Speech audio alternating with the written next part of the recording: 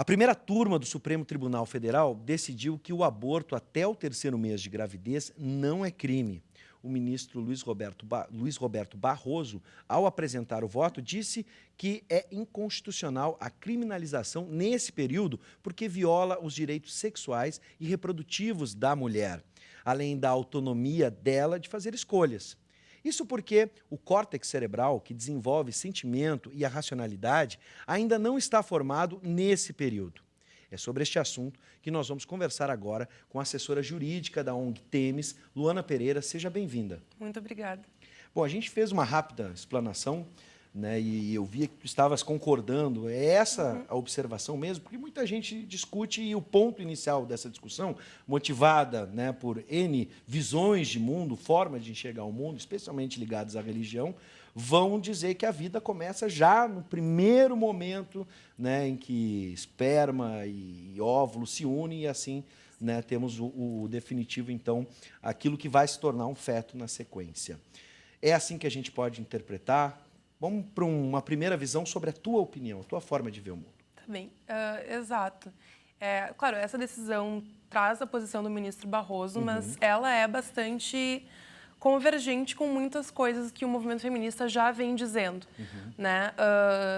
Além da questão da violação dos direitos sexuais e reprodutivos, ou seja, de que a criminalização do aborto, né? Ou seja, punir uma mulher que decide interromper uma gravidez, ela fere os direitos sexuais e reprodutivos, ou seja, o direito da pessoa decidir quando e se quer ter filhos e ter autonomia sobre o próprio corpo, né? E, para além disso, o ministro Barroso, na própria decisão, ele traz que a criminalização do aborto ela gera discriminação às mulheres mais pobres, né? A gente sabe também que, enfim, né, sem ser hipócritas e sem ser... Enfim, sendo sinceros, a gente sabe que as mulheres que não desejarem ter filhos e tiverem condições de abortar, elas vão abortar, né? Sim. Então, a gente sabe também que quem tem condições de pagar por um aborto seguro também vai fazê-lo. São clínicas, né, clandestinas clínicas que, obviamente, cobram muito caro por isso. Como o caso do habeas corpus, dessa decisão do ministro Barroso. Então, quem acaba sofrendo mais com a criminalização, né, são as mulheres pobres. E como a gente sabe que no país que a gente vive, classe tem cor, então as mulheres pobres, em sua maioria, são negras, a gente acaba vitimando essas mulheres, né? E ele traz isso muito bem na decisão, e isso é um argumento que vem se trazendo também pelo movimento feminista.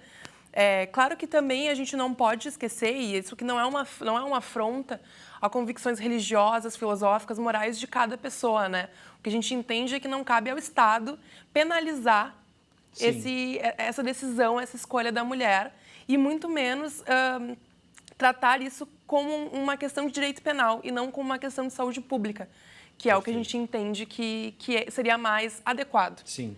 Só uma pequena observação, o colar ali está batendo no microfone, pode estar dando um pequeno ruído. Só acontece. Televisão ao vivo, a gente arruma tudo na hora. Agora, tem uma palavra na nossa explicação, né, para muita gente, às vezes a palavra é até difícil de pronunciar, né, a questão inconstitucional da criminalização do aborto, né? Isso está previsto em lei? Como é que a gente pode explicar isso para quem nos acompanha, né, quando ele cita essa parte? Tá bem. Na verdade, a gente pode dizer que o que ele fez, a gente pode dizer não, né? Ele declara na própria decisão que o que foi feito foi uma interpretação conforme a Constituição, né? Na verdade, não se declarou que o tipo penal, como a gente se refere ao tipo penal? A gente se refere ao crime de aborto, né? Eu não sei se eu vou começar desde o início, então, para ficar um pouco mais tranquilo da gente entender o raciocínio, né? Então, esse habeas corpus, essa decisão, ela é voltada para alguns profissionais de saúde e uma mulher que praticou aborto que estavam envolvidos, enfim, numa clínica clandestina. Na verdade, o tipo penal, principalmente dos profissionais de saúde, é o de aborto, né, um terceiro fazendo o aborto numa mulher com consentimento da gestante. Esse era o tipo. E a mulher, ela comete o tipo do aborto mesmo. Então, essa decisão ela foi feita no âmbito de um habeas corpus, né? Ela foi feita no âmbito do que a gente chama de controle difuso de constitucionalidade, né? Não é nenhuma ação direta de inconstitucionalidade, não é uma ação direta por omissão, não é nenhum dos mecanismos do controle concentrado de constitucionalidade. Então, é o que a gente chama de difuso, né? Num habeas corpus. E, enfim, direcionado também não só à mulher que aborta, como pessoas que ajudaram essa mulher a abortar. Sim.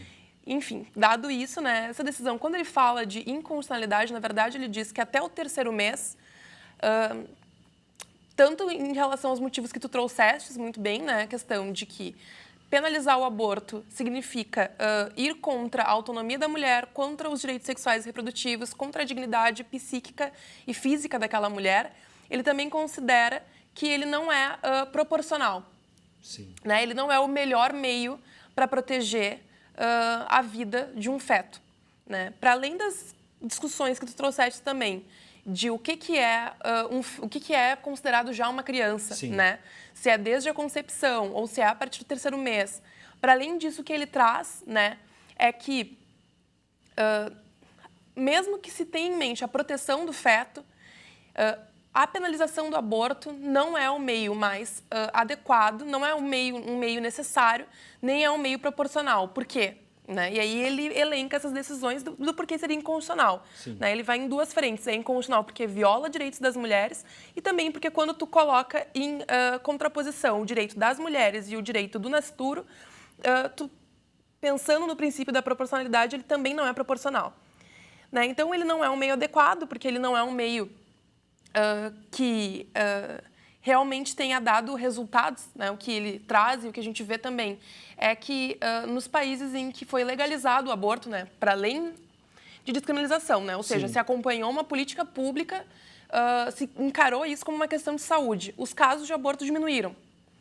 Né? Então, a questão é que se a intenção é proteger a vida, proteger o feto, né, esse não é o meio mais adequado, na verdade, construir políticas públicas que respondam a isso, né, que deem suporte psíquico para essa mulher, que deem acompanhamento, um acolhimento para essa mulher que está numa situação de gravidez indesejada. Então, isso seria um meio mais adequado e que tem se mostrado mais eficaz. Também não é necessário, porque também não é o meio que... Existem outros meios, né? Ele não é o único meio possível de proteger a vida do feto. Não, existem outros meios que podem proteger, né, se essa é a intenção. E, por fim, ele não é proporcional, né? Porque tu acaba obrigando uma mulher a seguir adiante uma gravidez que a gente sabe que viola... Nós mulheres sabemos, né, como muda o nosso corpo, como muda a nossa mente. Então, a gente vai passar por uma gravidez indesejada, por um sofrimento psíquico e físico, de alguma maneira, se for indesejada. E que, enfim, isso não é proporcional... Esse sofrimento da mulher não é proporcional à proteção do feto. Então, ele traz tudo isso para dizer que isso vai contra a Constituição, vai contra a dignidade dessa mulher. Bom, eu sei que é super difícil explicar, porque são termos técnicos, às vezes, e para o pessoal que está em casa, né? Às vezes fica difícil, mas acho que está bem claro, né? Está bem. Bom, gente, vamos fazer o seguinte, você que está em casa, você pode participar enviando perguntas e até mesmo comentários para o nosso WhatsApp. Bota um 9 antes, tem um 9 antes agora. 99588-2374. 99588-2374. Muitos telespectadores já têm na sua agenda e já estão participando e a gente vai trazer essas participações agora. E, em minha opinião, a criminalização do aborto não fere o direito da mulher em decidir o que quer para o próprio corpo. A dificuldade em conseguir métodos contraceptivos como a laqueadura na rede pública se infere e muito o direito da população em decidir o que é melhor para cada mulher e sua autonomia na questão do planejamento familiar. Que mandou essa participação, obrigado pela audiência, a Camila Tavares de Gravataí. Já vamos para a próxima, a Rafaela Antunes de Cachoeirinha. Primeiramente, achei um ótimo tema a ser debatido no programa e, me considerando a favor da legalização do aborto, gostaria de saber alguns meios de debater o assunto e qual a forma devemos nos dirigir para discuti-lo. E eu fico pensando também, quando a gente vê mulheres em situação vulnerável, né, por exemplo, mulheres na periferia, se elas têm acesso a esse debate, né? Se às vezes isso não fica só essa discussão, talvez no âmbito familiar ou até mesmo no âmbito religioso, por exemplo, e se não se discute isso de outras formas, de outras maneiras. Tá bem. Então, vou indo Vamos lá, por partes. Por perguntas. Vamos lá. A primeira pergunta, com relação ao planejamento familiar, a Camila traz uma questão extremamente importante, né? A questão do planejamento familiar. Quando a gente fala que esse não é o meio mais adequado de proteger a vida do feto, a gente quer dizer isso, né?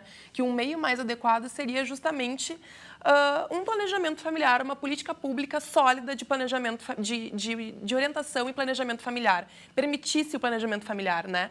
Realmente, a laqueadura, ela tem alguns óbices de idade e de número de filhos, né? E de autorização do parceiro, que dificultam em muito enfim, que essa mulher possa, de fato, construir a autonomia sobre o próprio corpo, né? Então, acho que sim, é importantíssimo e é isso que a gente propõe, né? Que, enfim, a partir da descriminalização do aborto, que a gente pare também de tratar isso como um tabu, a gente comece, né? Não só a partir disso, mas desde sempre, que tenha um planejamento familiar sólido, uma política pública que acompanhe isso. Com relação... Como ela trouxe a questão da laqueadura e, em geral, sempre se traz isso, né? Ah, tem tanto método contraceptivo, a gente tem anticoncepcional, a gente tem camisinha, a gente tem DIU, a gente tem diafragma, né? Eu poderia falar aqui uma extensa lista de métodos contraceptivos, mas eu acho que é importante falar que mesmo a laqueadura, ela não tem 100% de eficácia. Então, por mais que a gente use todos os meios, existe sempre uma taxa de falha, né? E, de novo, a gente não tem uma política de planejamento familiar sólida.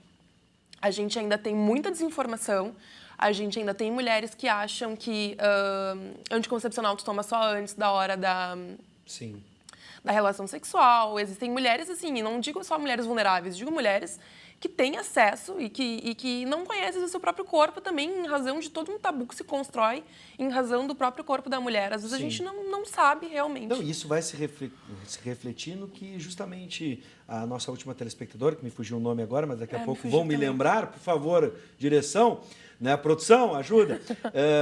A nossa última telespectadora, na questão de se discutir e se conversar sobre isso, né? A Rafaela, né?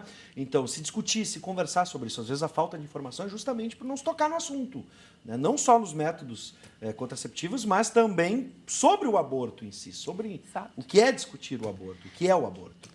O aborto, ele tem uma questão muito forte... Falaste em tabu, né? Em tabu. Ele tem uma questão muito forte de tabu, porque, enfim, né, nós temos as nossas convicções. Sim. Bati no microfone, fica talvez. Tranquila, Luana, fica tranquila. Cada um de nós tem as nossas convicções morais, filosóficas, religiosas, e eu acho que isso deve ser respeitado, né? A partir do momento que a gente fala em Estado laico, e isso se repete tanto, né, é um Estado que permite a convivência de todas as formas de convicções filosóficas e religiosas, assim. O que nos preocupa no debate do aborto é quando tu tenta colocar isso dentro do Estado, né? Sim. Então, realmente, é muito difícil porque, em geral, em outros assuntos também que a gente tem, como, por exemplo, quando a gente vai falar de homossexualidade, também vem uma carga de preconceitos, de ideias morais e que, na verdade, dizem respeito somente a nós, não dizem respeito ao que a gente acha que o Estado deve fazer. Na verdade, cada um, dentro da sua autonomia, tem liberdade para fazer o que bem entender. Então, eu acredito que, para a gente debater esse assunto, primeiro é importante que a gente se dispa dos nossos preconceitos e tente pensar, o que eu faria com o meu corpo não é o que eu acho que os outros devem fazer. Acho que esse é o ponto central. A gente está chegando aos finalmente, mas me corrija se eu estiver errado. A ideia não é convencer as pessoas que elas devam aceitar ou gostar dessa ideia, simpatizar com o aborto. Mas é dar direito às pessoas a escolherem o que querem fazer com o seu corpo, especialmente as mulheres.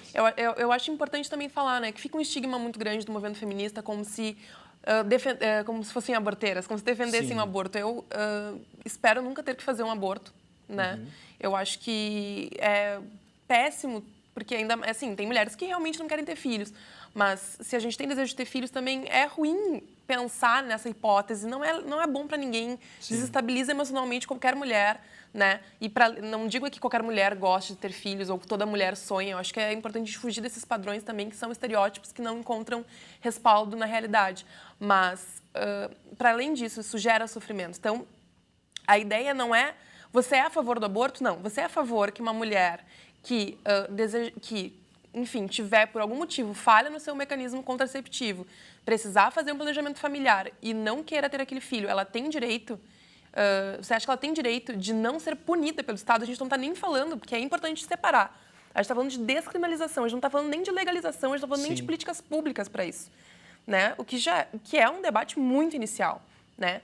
Então, enfim, eu acho que, continuando a pergunta da Rafaela, também é importante a gente pensar, tomar cuidado com as armadilhas que esse debate pode trazer. Tanto nesse caminho, assim, pode se levar a estereótipos religiosos, filosóficos, quanto uma preocupação que tem sido trazida muito também pelo movimento de mulheres negras, de acabar se indo para um lado eugenista, né? Sim. Por exemplo, então o aborto ele é descriminalizado, então nós vamos fazer agora aborto em função de condições econômicas ou em função de pessoas com deficiência, né? Isso não é defendido também, né? O que a gente se preocupe com a autonomia da mulher, mas sempre tomando cuidado para não ir nem para um lado que contribua, por exemplo, para o genocídio da população negra ou para a discriminação de pessoas com deficiência, mas que sim, que garanta mais direitos, não ofenda direitos, né? Então... Claro. Luana, eu quero agradecer a tua presença. Eu sei que o tempo é curto, Não, o imagina. tema é polêmico, É mas amplo. tu disseste que é um primeiro passo para que a Exato. discussão comece a partir de agora na nossa sociedade. Obrigado por nos atender, viu? A gente que agradece, estou sempre à disposição. Seja bem-vindo e Muito agradeço obrigada. a ONG Temps, tá bom? Obrigada.